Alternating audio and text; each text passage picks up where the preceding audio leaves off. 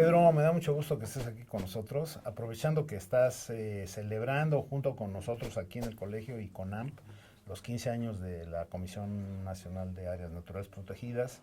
De alguna manera tienes un vínculo estrecho de cooperación, colaboración, complementariedad, etcétera, en tu puesto. O sea, Gracias. eres el, digamos, director de una estrategia que a mí siempre me ha parecido muy importante y es de unir, de hacer corredores, corredores que tienen un sentido increíble de permitir la circulación de especies, no nomás especies animales, yo creo que de todo, ¿no? Exactamente. Polinización a través de no sé qué, todo ese tipo de cosas. Es una estrategia fantástica. ¿Cuál es tu puesto ahí en Sí, Conavio? sí, yo trabajo en la Comisión Nacional para el Conocimiento y Uso de la Biodiversidad. Es una comisión que ya tiene 22 años, muy peculiar porque es una comisión intersecretarial, es decir, están muchos secretarios de Estado vinculados con ella. Es una comisión autónoma y es el órgano público más importante para el desarrollo de inteligencia en manejo y uso y conocimiento de la biodiversidad, ¿no? La dirige el doctor José Sarucán y yo tengo bajo mi responsabilidad el segundo mandato, dice el conocimiento y uso. Entonces el mandato, la mitad del mandato me toca, que es el uso de la biodiversidad. Y dentro de eso tenemos un conjunto de proyectos. La columna vertebral de lo que mi responsabilidad justamente son los corredores biológicos. Tenemos una experiencia ya con 12 años, que es el corredor biológico mesoamericano, una experiencia muy importante que ahorita platicaré.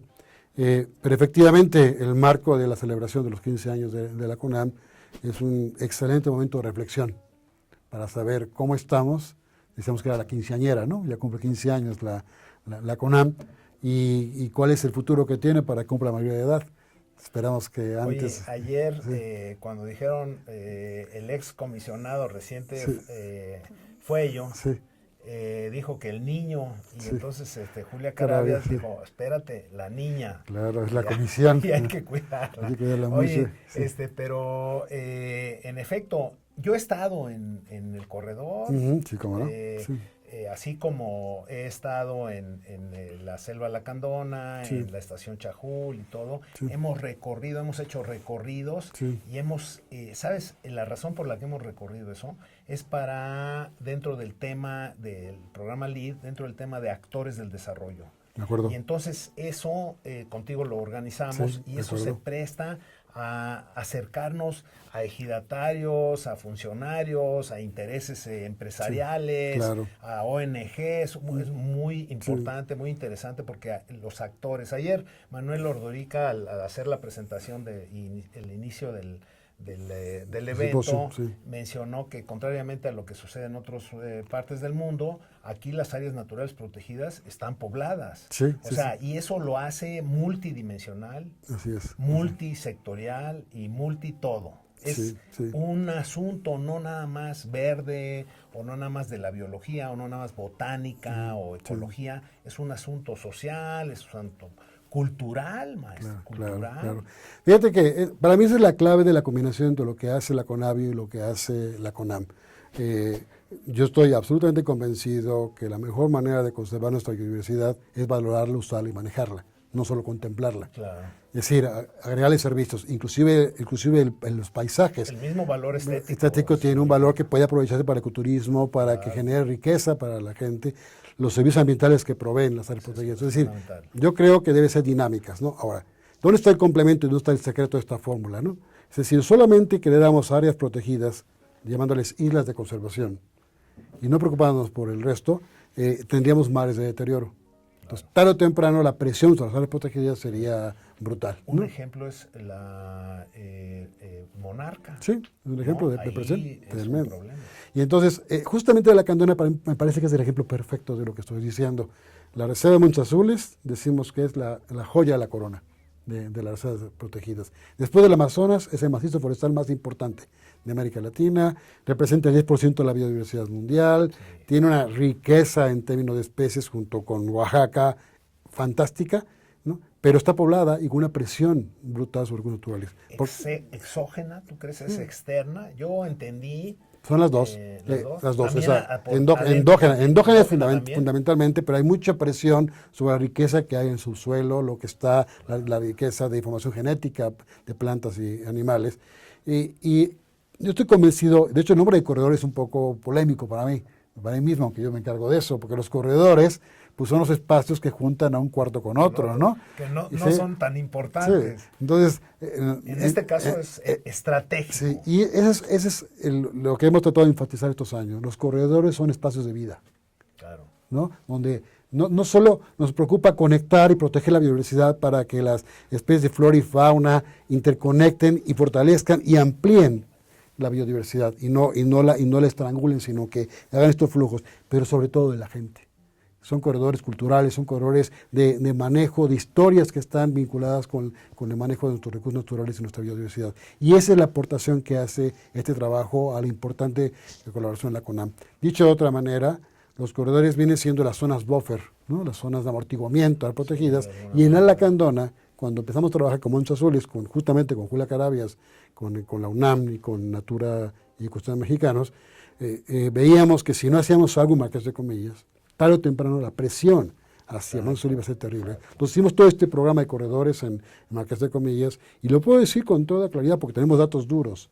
En los 8 años que hemos trabajado de forma conjunta en la zona, hemos logrado disminuir la deforestación casi a cifras menores a 1%, cosa que antes no sucedía, de tasas de deforestación menores al 1%, que antes eran del 5%.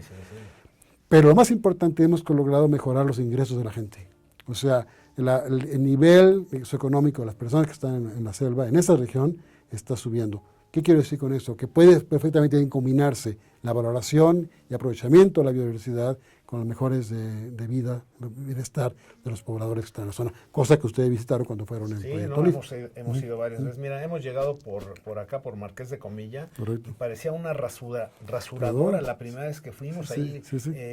Pedazos del cerro totalmente devastados ahí.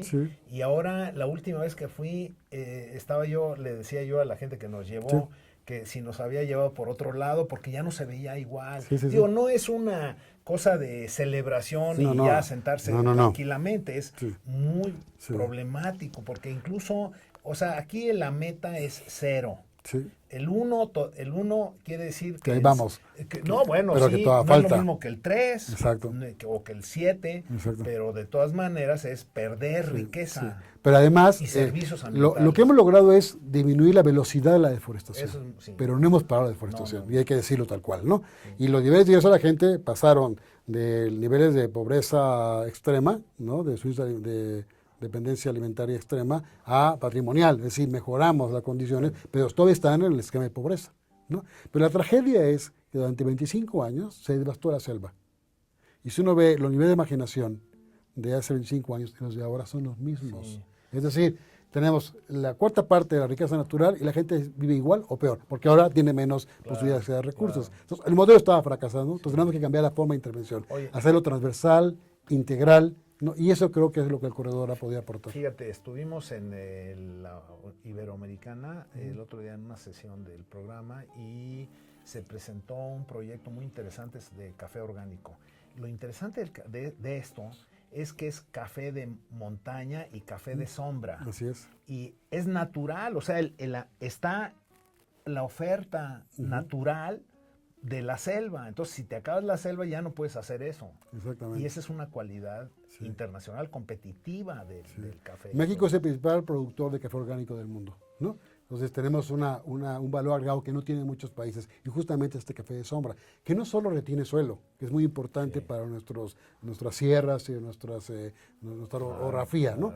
Es importante también porque eso genera mejores condiciones ambientales, mejor el clima, que atrae vegetación, atrae flora y fauna, y se convierten en lugares, nidos, nichos especiales para las aves, ¿no?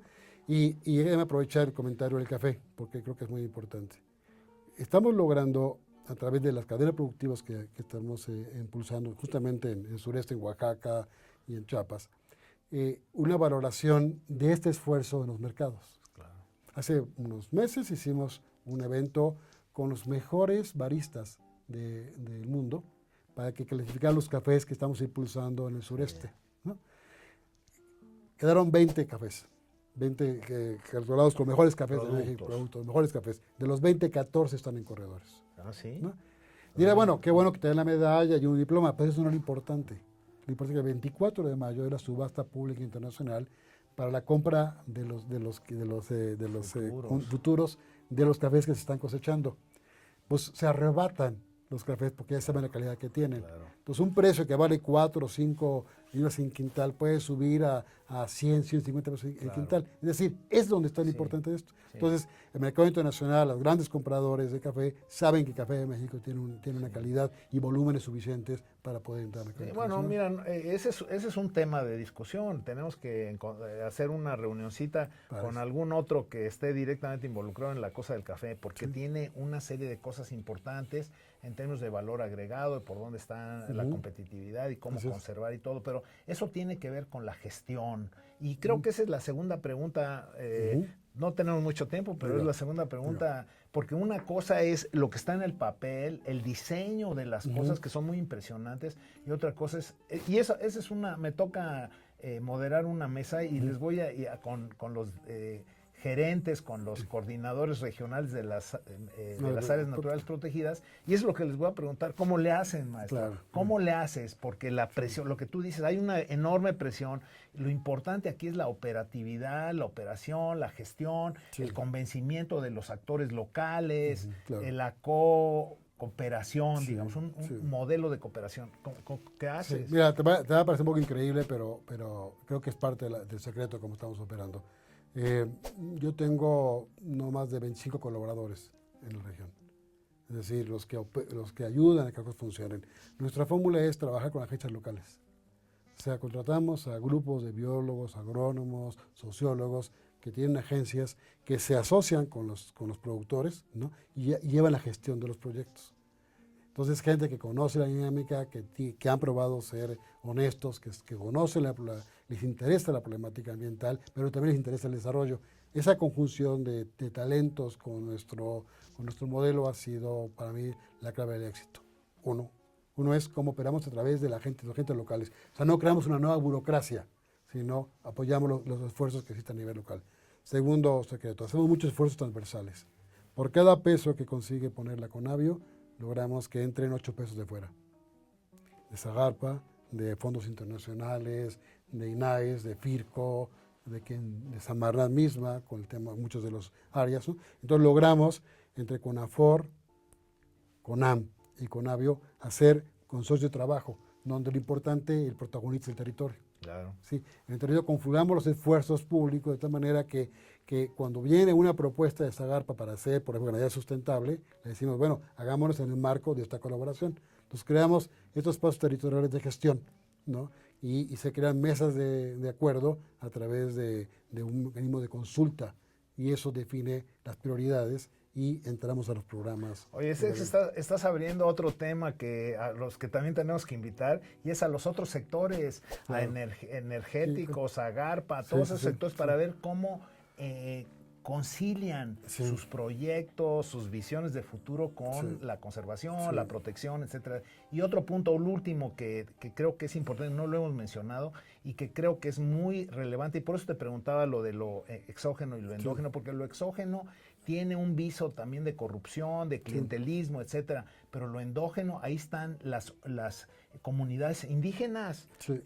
Pedro, ahí tienes que entrar ahí, es otra cultura, y tienes que incorporar y tienes que establecer una relación de cierta forma con las comunidades indígenas. Diría 3 cosas muy importantes. Efectivamente tenemos que ver la especificidad. O sea, apostamos por la diversidad productiva, cultural, y no la homogenización, primera cosa.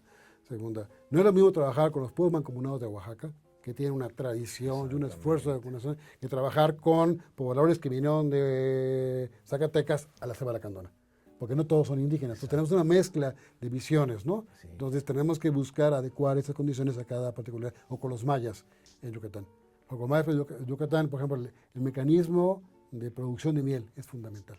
Oye, y el carácter de nuestra institución aquí en el colegio y estar interesados y metidos en la cuestión ambiental rebasa ese paradigma que era verde verde puro.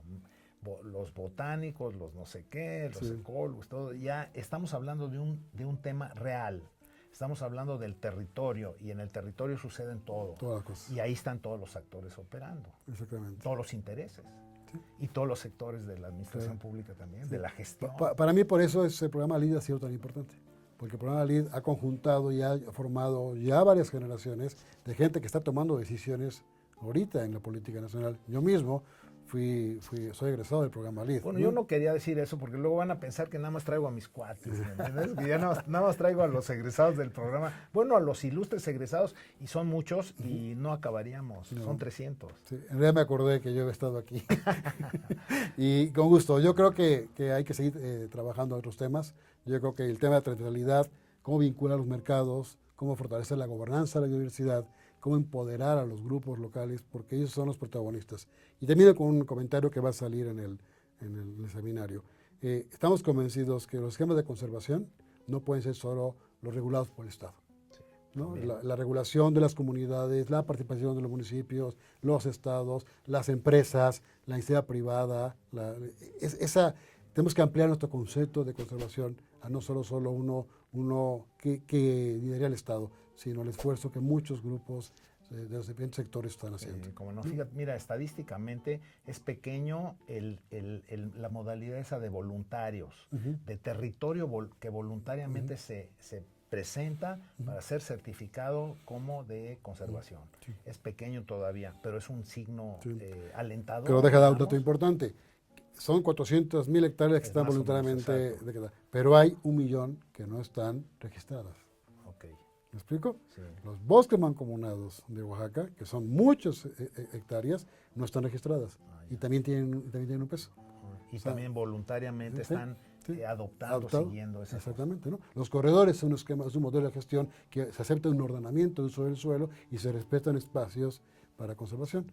Pueden ser UMAS, que es otro modelo de conservación, pueden ser los propios espacios productivos que impulsamos en el corredor. Es decir, el modelo de gestión para la conservación y el manejo creo que era mucho más amplio y para mí esa es la perspectiva del siglo. Oye, me estoy acordando que a lo mejor con esto que nos estás platicando se justifica lo que ayer dijo Julia Carabias, que le pregunté si era optimista o no. Y me dijo, bueno, ya no soy muy optimista, soy optimista todavía. Bueno, pues es optimista. Yo creo que ese es un punto con el que podemos acabar esta plática. Te agradezco muchísimo, pero creo que te toca ahorita, participar en esta celebración que a mí me pareció de primer nivel, una gran oportunidad, ¿no? Coincido contigo. Bueno, muchas gracias. Muchas gracias.